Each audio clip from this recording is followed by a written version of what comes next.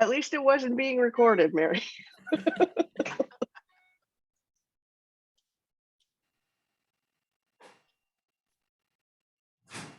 Welcome, everyone. It's great to see you for this last call of 2021. We're so happy you're here today, and today's call is going to be a lot of fun. You can see many of you are wearing your holiday attire. So we're going to talk about that in just a minute. But before we get started, Mary, for the last time in 2021, please welcome us to the call.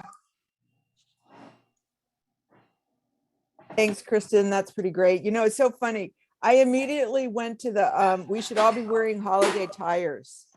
So I'm going to have to think about that for next year. But anyway, you know, I was trying to think of what the most fun thing was this year, or I mean, I don't know. 2021 was such a, it was so weird. I think I had such high expectations for the year of just being able to be together. And, you know, those things just didn't materialize. But the highlight of the year has really been, hands down, being able to meet with you guys each week, to see your faces, to be part of something so much bigger than what we're trying to do individually, that it's just been such an honor. You inspire me every single day. And when the days are hard, I think back of these calls and it just, I can laugh and I can cry and I can get my brain filled, and I can do it with all of you. And that means so much. So here's my advice as we go into 2022. Let's try to stay as nimble as we can, because what the 2 years have shown us is that we go down a path and you know what? It's a dead end. So we have to pivot and do something different. And being nimble allows us to do that. So whether you're in the smallest organization or the largest organization, figure out ways to be nimble. And with the largest organizations, sometimes that's all about saying yes, even when you're not sure. And that leads me to the second thing that I think we should think about as we go into 2022. Take risks. You're probably thinking, what? Take risks. Sometimes we have to do things and fail so that we can figure out how to do it better. We shouldn't be afraid of failing. We shouldn't always be so super focused on the most impactful outcomes. All right, eventually we'll get there. Sometimes it is the journey, but taking risks allows us to try new and different things. It allows us to challenge our assumptions, and it helps us move forward. And then the last thing I want to share with you all is that find your superpower and use it. Use it every single day. And if none of those things work, figure out your favorite curse word and shout it every day with others or by yourself. But you need to do something to help get up in the morning and keep doing the work that we're doing. So it has been my complete honor to be with you every week for, what is this, Kristen, our 22nd month. So be well, you all. I'll see you. Oh, I get to say my favorite line, Kelly Clarity. I get to say, see you next year.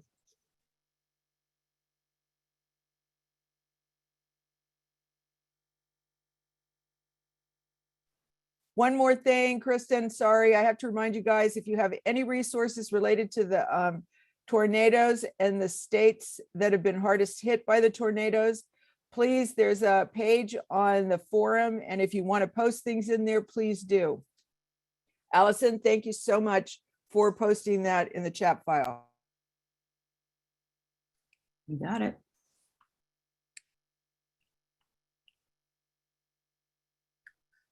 Thank you so much, Mary. Today's call is all about you. And so I'm going to kick us off with some questions for you all. And just a couple of reminders. Remember to unmute when you're speaking. And if you can keep your comments to about a minute or less, our attention span on Zoom is frankly shockingly short. So if you can keep those comments to about a minute or less and put anything additional in the chat, And we're going to turn to your questions you'd like to ask the group too. So if you have questions you'd like to pose, get those ready, because in a little bit we're going to be going to those. But this year this is our first call that's a little bit different. We have no speakers today other than a couple of our national organization partners. So we're going to turn now to those national organization partners. But as we do that, be thinking about our first question, which is, what is the most significant thing that happened in your organization, to you, or in animal welfare in 2021? So let's go now to our national org partners who are on the call. I know Petco has some things to share today, and there are some other folks as well.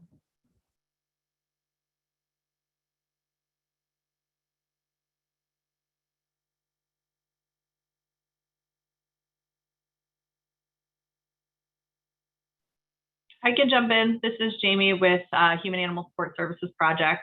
A couple things. First of all, we do have a Monday call for animal shelter and rescue support. We sent a kind of a confusing email out to our working group members last week, so I apologize for that, but we do have a Monday call. And then I just wanted to invite you all before the end of the year to sign up to become a Human Animal Support Services partner organization. You can go to our website and sign up there, and it's pretty easy to jump on board. You just have to fill out an assessment and then join our Shelter Animals Count Coalition, and we're really looking forward to having all of you as partner orgs in 2022.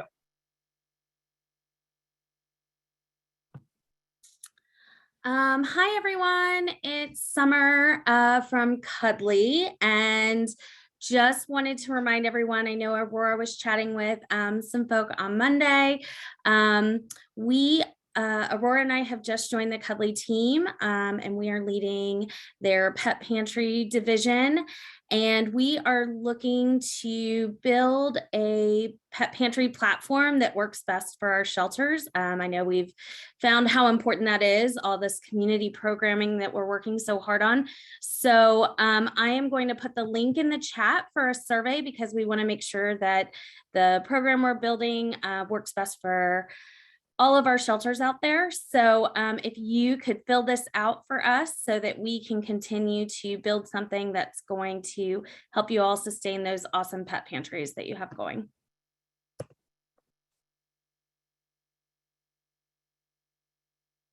I'll jump in next. I'm Elena from Shelter Love, and I have a slide to share as requested, short one. If I can open it here, great. I get to talk about money too. We're excited this year that Shelter Love, through mobile checkout, you raised $6.89 million and counting. We expect to be at $7 million by the end of the year. Very excited. And next year we're adding monthly donations to the checkout as well. So a very difficult year in many ways. And we just want to keep that money rolling in so you can keep doing all your great work.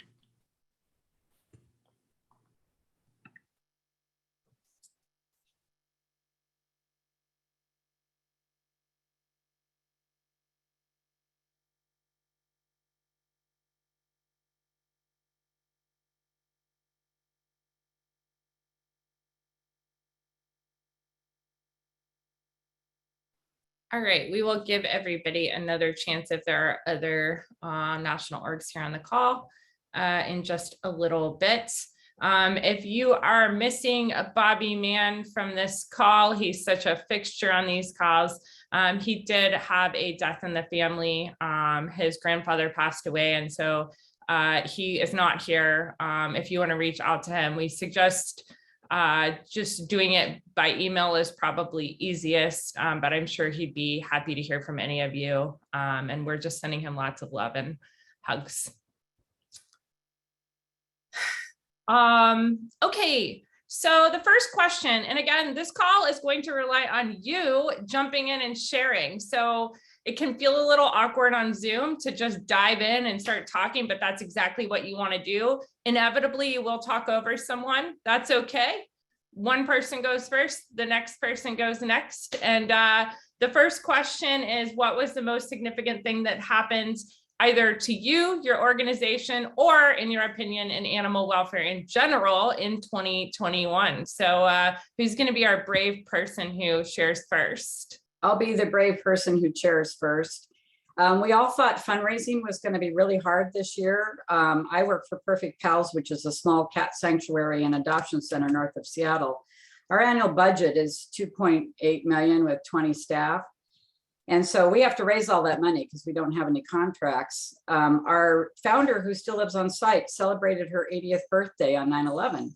So COVID, how do you do anything? Well, we had an outdoor open house because we have a gazebo on the property. People came. She said she wanted to raise $80,000. She raised $280,000. That's how well thought of she is in the community after 35 years. So that was our huge win, to know we're going into 2022 well into the black with some reserves. So we can say yes when the local specialty vet calls us and wants to know if we can cover a $4,000 surgery for a cat with a broken leg. So I think that's a victory.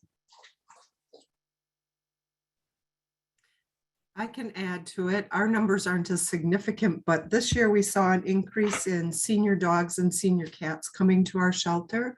So we used our Giving Tuesday campaign to put out a plea to fuel two new funds, Help Me Heal Senior Dogs, Help Me Heal Senior Cats. And combined, we were just for those two areas, and we had other choices for people as well. We raised $13,800. So we can start out the new year making sure we can take care of those cats and dogs that tend to unfortunately have longer shelter stays until we can get them adopted, and higher medical needs too. So feeling good about that. Philip from City of Sacramento Front Street Animal Shelter.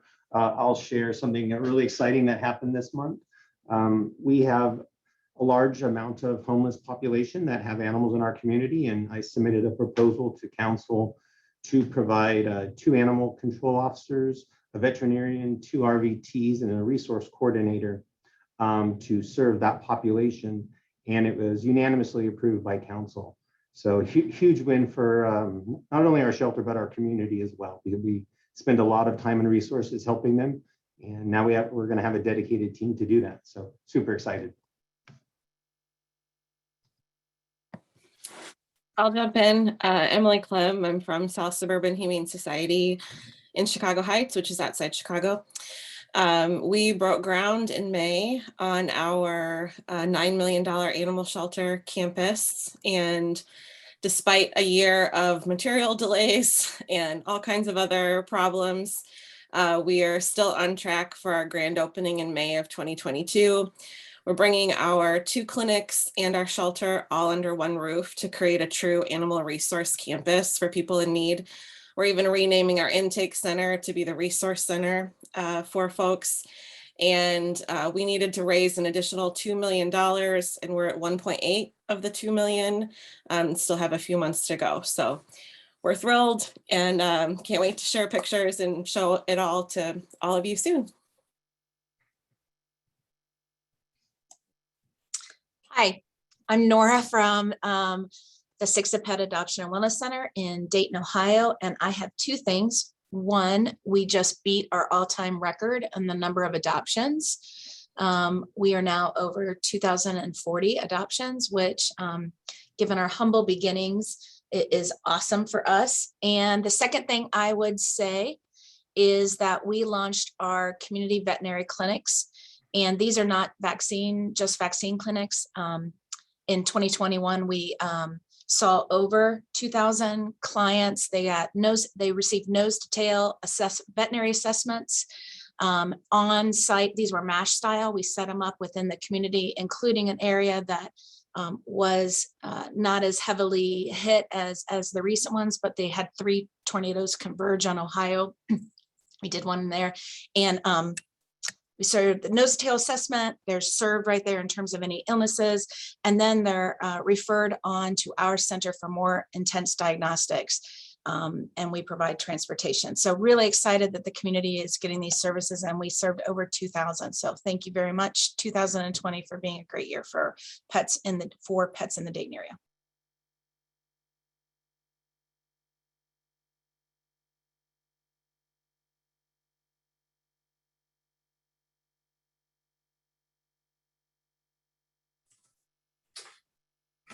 Since there's an awkward silence, I'll jump in. This is Joe Stafford. I work for the Animal Rescue League of Iowa, and one of the most incredible experiences I've had in my career, which is over 2 decades now, was between October 13th and November 2nd. I was able to lead an incredible coalition of tremendous organizations that included my own organization, as well as the ASPCA, Wisconsin Humane, Wayside Waves, the Animal Rescue Corps, and we removed 541 dogs and puppies from a puppy mill in southern Iowa. And what sticks in my mind and really my heart the most is watching a young puppy wag its tail when we brought it in, and knowing that that puppy's tail would never stop wagging. It was an incredible heavy lift for me, for our organization, and for everybody that was involved, but such a rewarding experience. And as a result, a legislator is introducing legislation to hopefully improve, or at least take a shot at improving the Animal Welfare Act, which of course is incredibly important in raising the level of care for all animals across our country.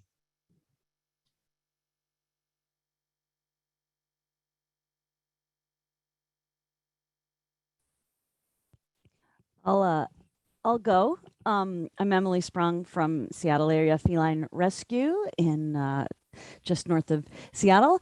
And this year we are looking at, continued sustained and continued growth, doubling our budget size in the 4 years since I started, most of which we've put back into our people, because we know that that's the best way to help more cats. And we were able to add health benefits this summer, which was a pretty exciting thing for an organization with a staff of only 17. So it was a nice milestone to reach, to be able to add those benefits.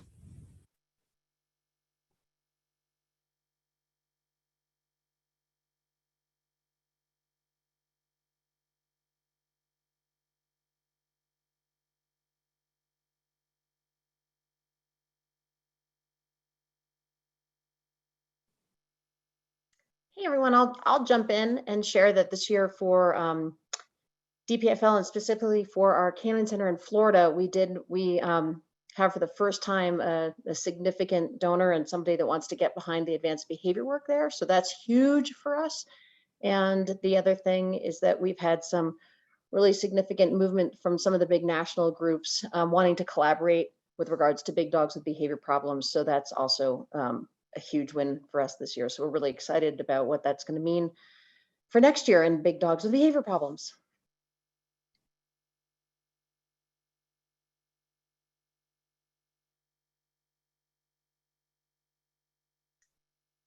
It's Kathy from Canada. I'll jump in. I don't have something specific to an organization, but to myself. I made the leap back to not-for-profit, but at the national level, from running shelters here in Ontario. So I now work with Humane Canada, and I'm happy to say I get to continue to be involved in these calls on a regular basis.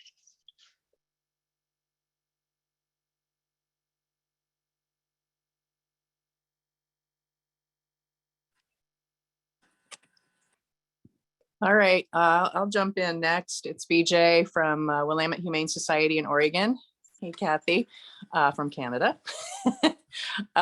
This year, we threw out kind of a grant we didn't expect to get to the Oregon Community Foundation, just to sort of introduce ourselves. They've never contributed to us directly, and we put it out there for Human Animal Support Services, partnering with an organization that provides safe housing for houseless people. And we're going together with with Fences for Fido to actually put in a fenced, something we can take down and move, but a fenced off-leash area where their pets can play together off-leash, the dogs, at the Safe Park area.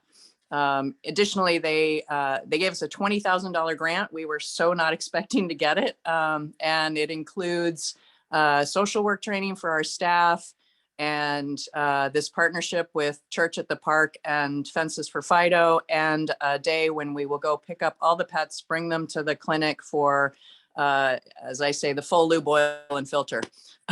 So whatever the clients want for their pets that we can provide through our vet clinic. So really excited to get that grant. We really just thought it was a way that we were going to introduce ourselves to Oregon Community Foundation. And then we got the grant. So now we're like, oh gosh, we got to get busy.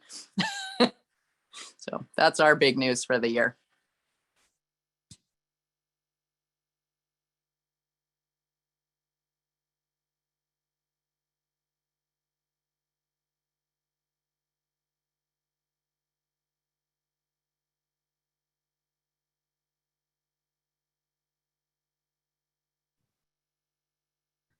Okay, well, we're going to go to the second question. And just a reminder, you don't have to be on screen to share. I know a lot of people call in, and that's fine too. Feel free to jump in just as though you were on screen. But this one is, if you did something that really worked this year that you think is a great idea that you want to share, we want to invite folks just to briefly describe what you did, and if there's a link to something to share that as well. We have Erin Greenwood here. Hi, Erin. And Erin works for Haas, writing stories about all the amazing things you do. So she's here scouting for stories to tell about your incredible organizations. And we want to hear about them too, because we can learn so much from each other. So I'll share mine first, which is that it's not something I did this year, but it's something I've shared this year. 2 years ago, right, or I guess more than 2 now, right before COVID, when I was at PAC, we did a midnight muttness adoption event. And we made it like a big fun carnival. And I was totally shocked at the number of big dogs that we got adopted that evening. And that the crowd who came to the shelter had largely never been to the shelter, was not the same crowd that comes during the day, and had a higher percentage of adopter to visitor ratio. So more of the visitors adopted. And it was one night and we made it really fun. And so I've since shared that idea and a number of you have done it and had similar results. So want to say that I think it's working in more places than one. And as you're thinking of creative ways, particularly to get those longer stay pets out, that can be a great one. So who else has a great idea they want to share?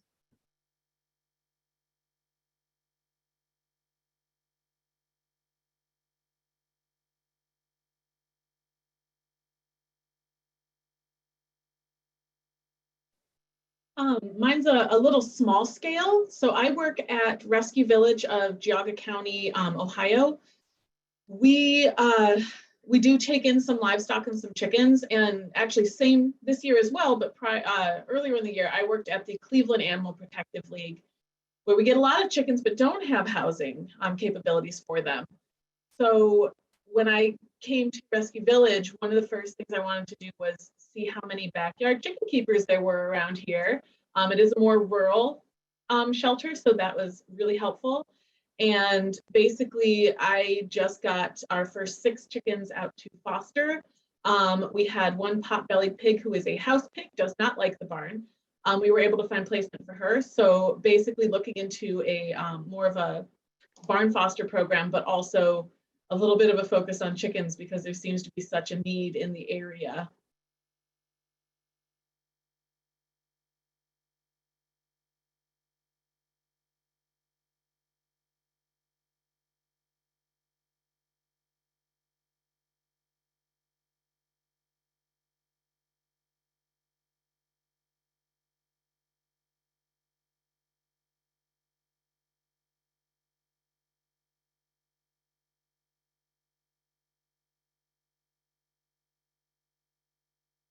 If you're one of those people sitting there thinking my idea isn't that great and I'm embarrassed to share it, don't be. Tell us about it. We know there's more than one great idea that happened this year, and it really helps for us to hear about them. We're going to stay in this awkward silence a little bit longer because we know you're doing amazing things and we want to hear about them.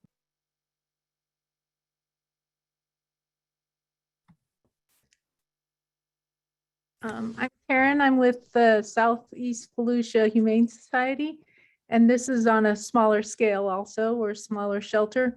But we did a Halloween haunted house, and it was at night, and we did it for like 3 nights, and we raised a lot of money doing that. So that was really a lot of fun.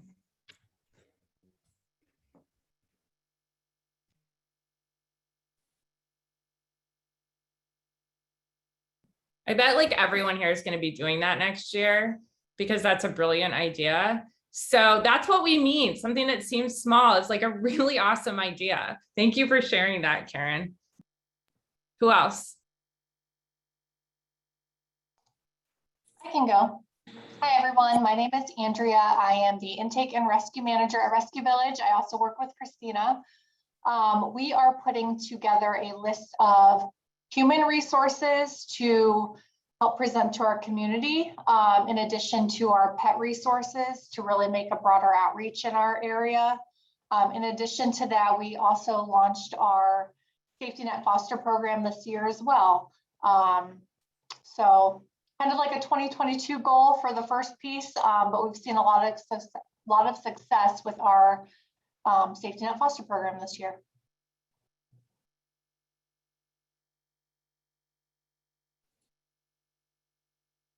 So I'll share a tiny idea that Christina sparked in my mind. Something we used to do at a previous shelter of mine where we got a lot of roosters. And I know those of you who deal with chickens probably wonder where to put the roosters.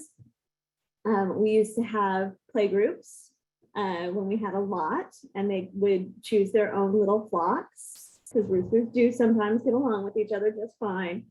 And then we would adopt out those flocks as pest control to organic farms. It was a really good way to get rid of a lot of roosters at a time, or place a lot of roosters at a time, I should say, get rid of.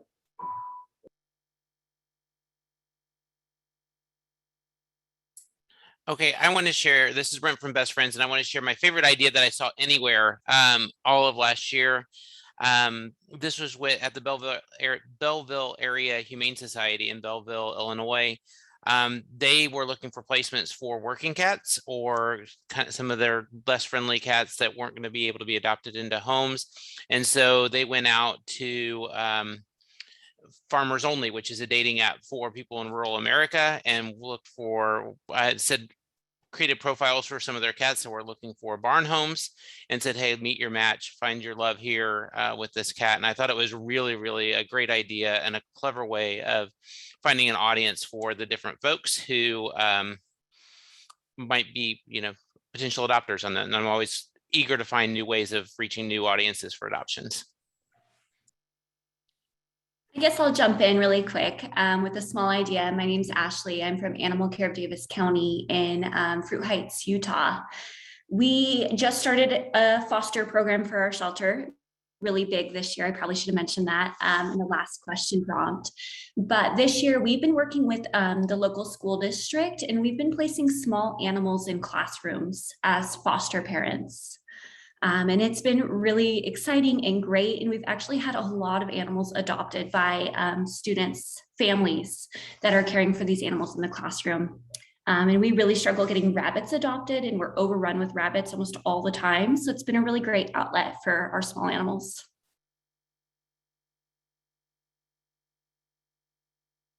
I wanted to share something that is not my idea, but it was at my previous shelter, Gateway Pet Guardians. For Halloween, they had trick-or-treating throughout the shelter. And so the shelter staff was dressed up in costumes, and they invited members of the community to come in with their kids and trick-or-treat throughout the shelter and get candy, all while having adoptable dogs and cats along the way. I thought it was really cute.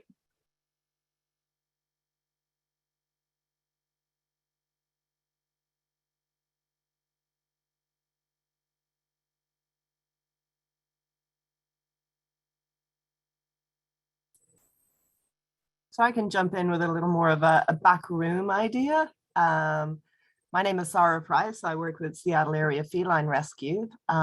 We have, as Emily mentioned earlier, we've grown pretty rapidly over the past few years. So we've kind of outgrown our location a little bit, and we're restricted with housing, particularly in terms of intake. So what we've done is actually started supplying FV or CP vaccines to our transfer partners, so that cats are very well protected before they even arrive with us. And that's made a great deal of difference in terms of housing flexibility.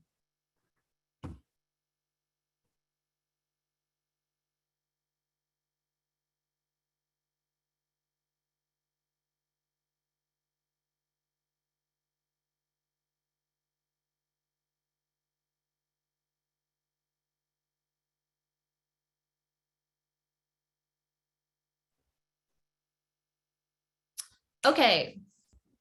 If you have other great ideas or you have links, please share them. Well, now we promised today would be positive, and we're going to stick with that vein. But we want to turn now to those of you who've been doing this work for 5 years or more, who've been in the field for a while. And we know from these calls, there's a lot of anxiety and nervousness and trepidation about what might be coming in 2022, and that people feel scared about the future. And so for those of you that have been doing this work, and you may have spoken on this call today, you may have not have, or someone that's been doing similar work, can you tell us sort of any advice or words of comfort or kind of thoughts about the future from someone with that life experience in this field or something related? I know that's a hard question, but I think we all need to hear it. So will you share with folks who are on this call?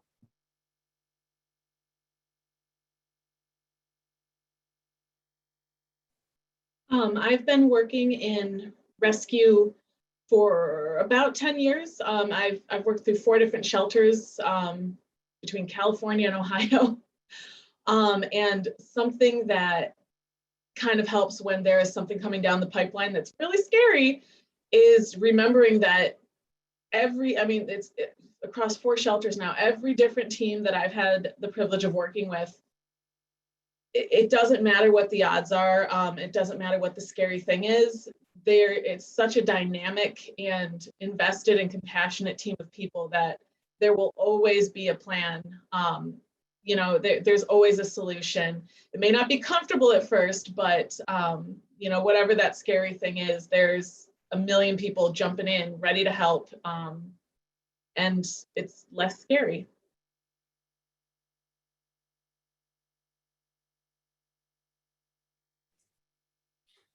I've been doing this work for about 20 years, and every year is challenging. I mean, I cannot think of a single year that has gone by where there has not been some unique, huge challenge with the question of, will my team, will our organization overcome? But I think the resiliency that exists in animal welfare and the fact that this group, has come together and provided a whole nother level of support for me. And I know the team members that are on these calls every week feel the same exact way. So I would just say, we will get through it. I mean, we will get through it with less damage if we continue to work together and come together, because that's what keeps us going, and keep the great stories in your heart, and let the rest of it just roll off your back. I mean, that's the biggest key, I think, in this business. In 2022 will be no different than the 20 years that have come before this. There'll be challenges and we'll overcome them.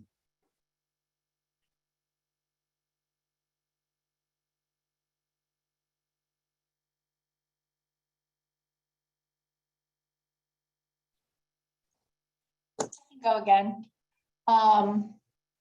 I've been doing this for about 14 years, and I would say one of the main things that has kept me going is sticking true to my beliefs and keeping an open mind. Some days it's been really hard. Some years have been way harder than others, especially coming into this field. I was 18 years old, and you're still learning life as well.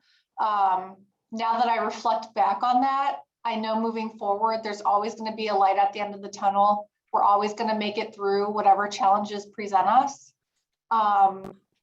and take everything with a grain of salt.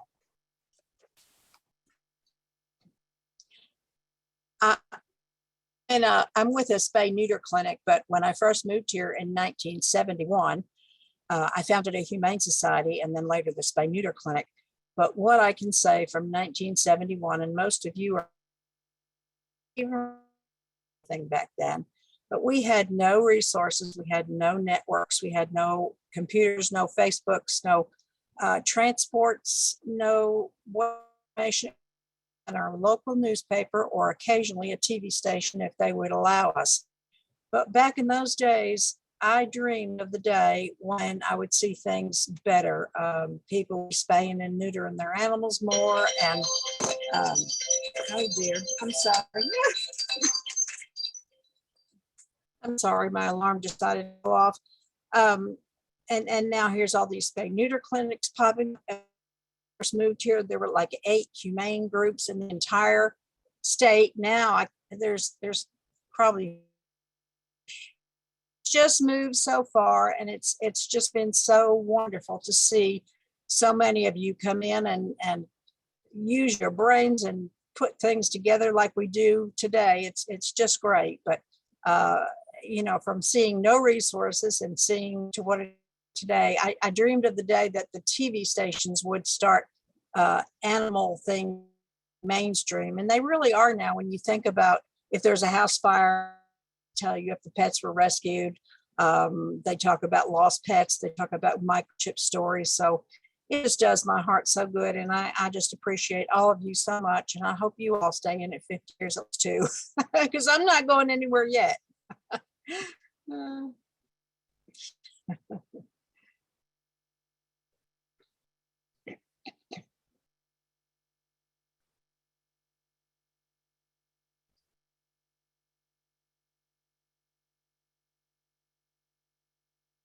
Mary, 30 years, you've seen it all, done it all. Do you have any words of advice?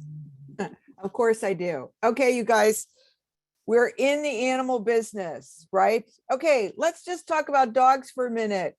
Dogs smell each other's butts to say hello. Dogs roll in dead things, and they think that's really great. They think it is marvelous. I have a dog that finds dead worms and rolls her face in it. She loves it. That's crazy. So when we talk about the fact that we are like, we'd rather just deal with the animals and not people, really, really think about what you're saying. Because unless you're willing to smell really bad and to smell each other's butts, I think we got to give people another chance. Trust me, we need them. In 30 years, we couldn't do what we did if it weren't for people. And in all seriousness, when Dave and Cheryl Duffield started the Duffield Family Foundation, they did that because they fell in love with Maddie, this little dog. That meant everything to them. And they decided they wanted everyone to experience that. And that's like the coolest thing ever, that we all get to be stewards of that promise. So I think we all need to have like a super dose of human appreciation. So thank you all. Just remember, we never got a phone call from a dog or a cat. It's always a person on the other end of that phone who's asking for help.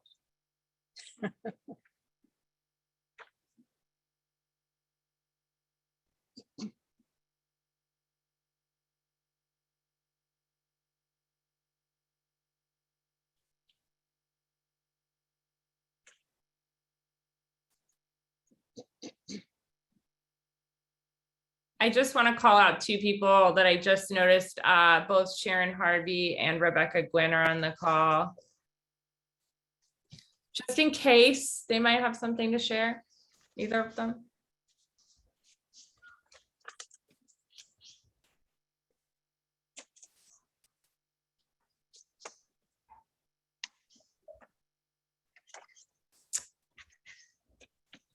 So I'll come clean and say I was multitasking. What are we sharing? For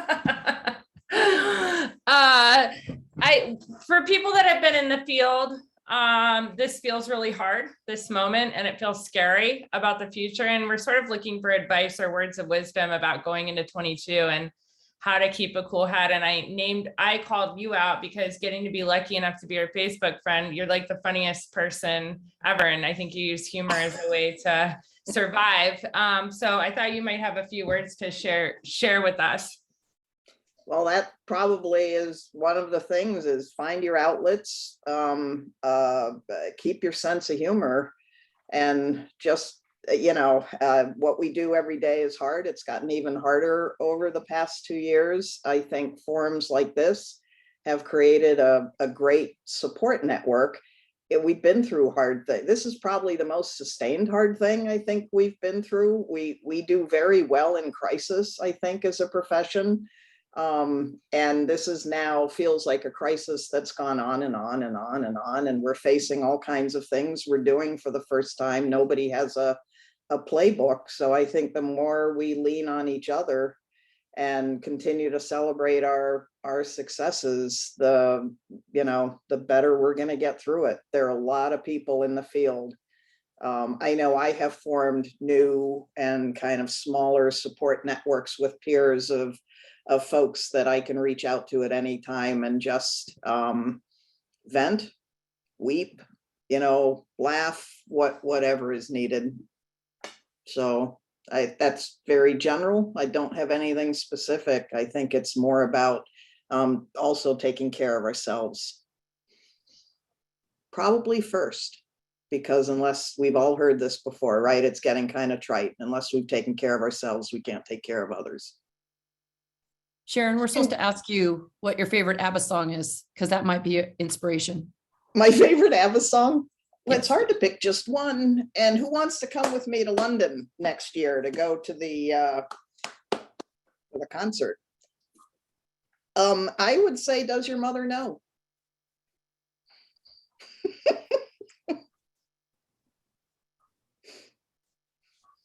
Hang in there, everybody. Hey guys, it's Kathy from Canada, and I too have been around for a few decades in this industry. And to June and Mary and Sharon's point, I think one of the big things for me is just remembering to give space. We're all in this because we love animals, and we need, this group has done a great job, I think, of helping us to remember that we all started with that same passion, and to put aside our differences and our judgments of the people that we work together with. We're not always going to use the same method to get to the end point, but we all want the same thing. We want the same thing for the animals in our care. We want the same thing now, to a large degree, for the people that we see every day coming and asking for our help. So just remember that, just because some group in your community isn't doing it the same way you are, doesn't mean they're not still providing assistance where it's needed.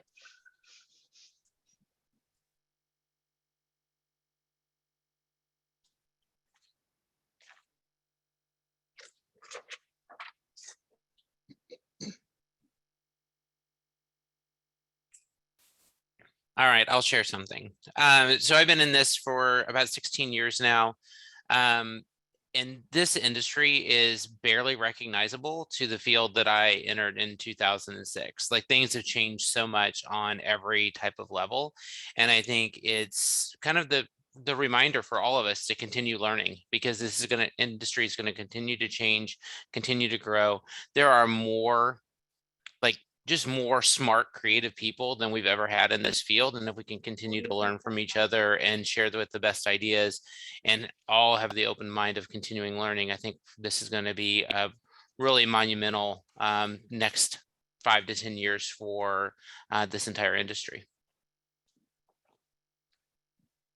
I'd love to piggyback on both Mary and on Brent, and because that was kind of what I was going to share, is that I definitely I love the word nimble. We use that all the time. I think that's a great one for us all to hold on to and be prepared for, and that there are always challenges ahead. But to Brent's point, I think when we're always thinking, okay, what's next, and getting ready and preparing for what's next and trying to improve upon what we're doing now, I definitely find the inspiration of remember where we were So I definitely, it is astounding how quickly this industry is evolving and changing, and what a crazy thing that ultimately we want to stop having to do what we're doing. But yeah, definitely inspired by where we've come to and from. I love it, Amy. Be like Jack, nimble and quick.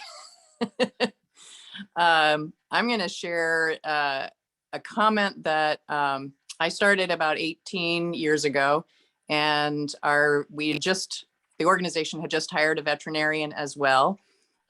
She and I have come a long way. I'm now an executive director, and she's now board certified shelter veterinarian. And we're still with the organization. But early on, I was struggling as a manager with a bunch of crazy, Amy, you might remember Jessie, 18 years old. That was some tough mentoring. And look at her now, working with the ASPCA, rehabbing dogs. I'm so proud of her. And so in the face of all of the dysfunctional staff that we work with and the dysfunctional families that we call our shelter, this veterinarian said to me, she goes, well, BJ, you just have to remember, and it's perfect for this time of year. She goes, we're all on the aisle of misfit toys. And I've used that ever since. I'm like, yep. And because I love Rudolph also, and I love the aisle of misfit toys, and that everybody's a little not what they think they were supposed to be. And they all get along and help each other and are successful. And so I look at that. And the dentist, yes. I just and that Bumble failed abominable snowman. So yeah, just remember we're all a little off normal, and together we are doing amazing things, and focusing on the success that we're seeing over the long haul is where it's at. Thanks.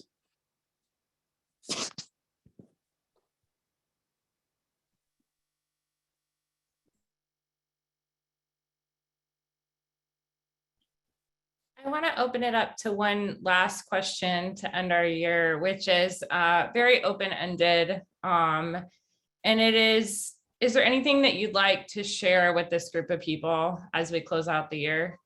Anything at all you'd like to say or share with this group? This is the time to do it. So no boundaries on this, just whatever you're sort of thinking and feeling.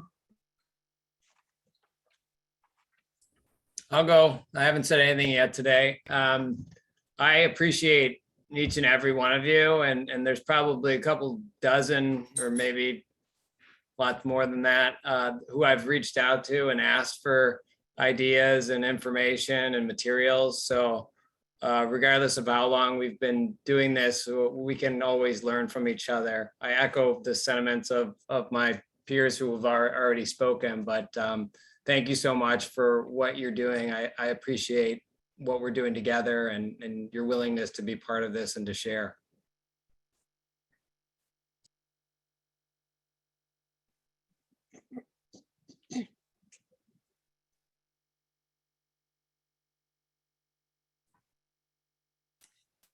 Keep in mind that you are someone's hero. I know a lot of times the work seems thankless, never ending. It seems like there's a lot of negativity, especially when you might have very small resources to last the rest of the month or the day. But I mean, you are someone's hero. There are so many people out there who are so grateful for the work that people in animal welfare do, who don't feel like they could do that work themselves. And that makes a huge difference, just remembering that there are people who consider you their hero. That's very nice. I have to say this group are my heroes. I have been in the not-for-profit space for 30 years, but animal welfare, I was hired as the executive director of the Nina Animal Shelter in July of 2020 with no background. So I have learned so much from this group.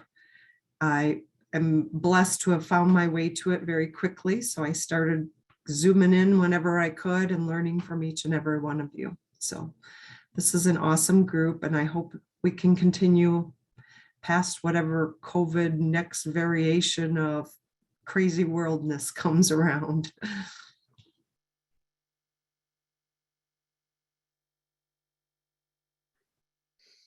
I'll share again. I'm going to put a link in the chat. If you haven't heard this TED Talk, it's about 20 minutes about the single story. It is fantastic. It was shared with us during a recent DEI training.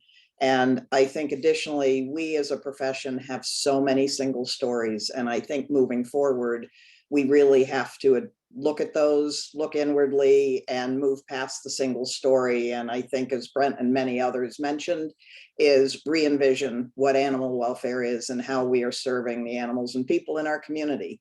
It was a lot of scary, but there's also a lot of amazing opportunities in the future for us all and for animals.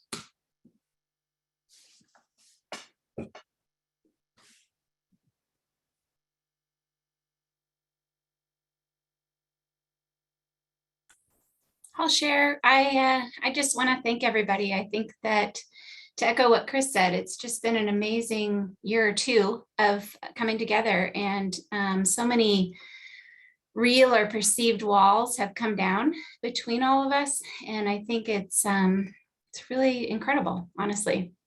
You know, probably half this room I wouldn't have known how to approach before we all started talking. And I'm just so grateful that people come with an open heart and open mind, and we can all collaborate and move forward together.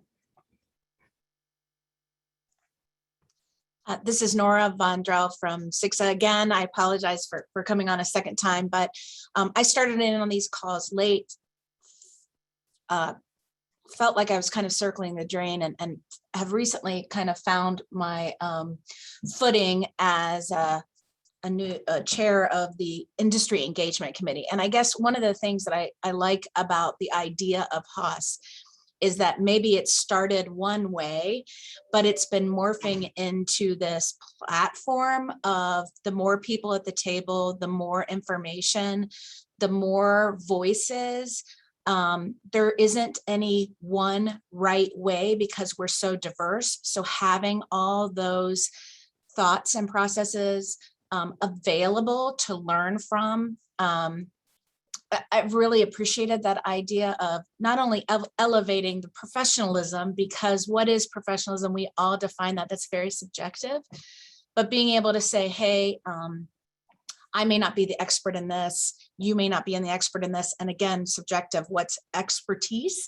But being able to have all these resources have allowed me to drink the Kool-Aid, not someone saying this is the right way, you should do this, or you shouldn't do this and shaking your finger at them, but saying, hey, how do you do that?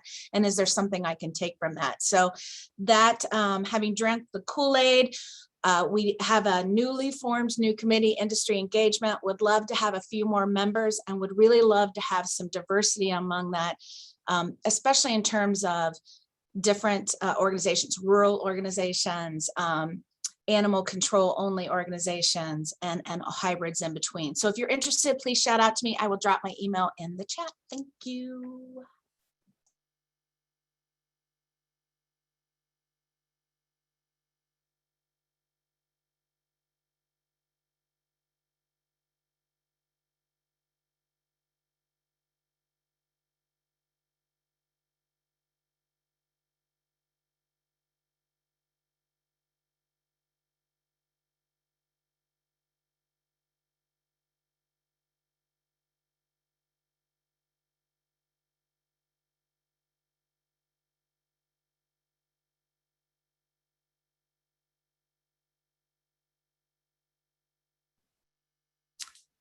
Well, that brings to a close our 2021 calls. We are so grateful, and also just want to extend thanks to the entire Maddie's Fund team, and special shout out to Allison and the other folks who manage all the logistics of these calls every week. It's a tremendous amount of work, really, and just so appreciate Maddie's hosting these every week. And everything that goes along with that. So Mary, I guess it's fitting for you to give us the final words of the year, and then we'll say goodbye. Thanks, Kristen. Okay, you guys, I don't really have anything profound to say, but let me tell you what's going to happen in 2022. We're going to give away grants during these calls next year. We'll of course, typical Maddie's fashion, or I should probably say typical Mary fashion. We haven't figured out all the details, but I assure you we will by the next time we come together, which is thankfully next year. But we thought this might be a really good way to just to bring more people to the table. And I don't know those of you that remember, but back in the day when we used to do conferences in person, and Maddie's Fund used to have booths, and the team used to be at these conferences, we used to do like slot machines and all sorts of grant giveaways. And mostly what we were trying to do is just to remind people that philanthropy can be fun, our work can be fun, and sometimes we just are recipients of random pieces of luck that translate into a few extra coins for our organizations. So we're going to try to do the same thing next year as a way to just keep the ball moving forward. And also it helps to give you some resources for your organizations. So be on the lookout for more details, but we will definitely be doing something like that for next year from January to December. So we're excited. Hope you guys are too. Have a wonderful holiday, whatever you may celebrate. And again, our deepest thanks to all of you for coming together. It's done so much to bridge so many, I think, to bridge so many obstacles. You know, we're funny people. We focus on that 10% that keeps us apart, as opposed to the 90% that brings us together. So maybe one of our resolutions can be to focus more on what makes us just like everybody else, and less about what makes us terminally unique. So best to all of you. Happy holidays. Thanks, Kristen. Merry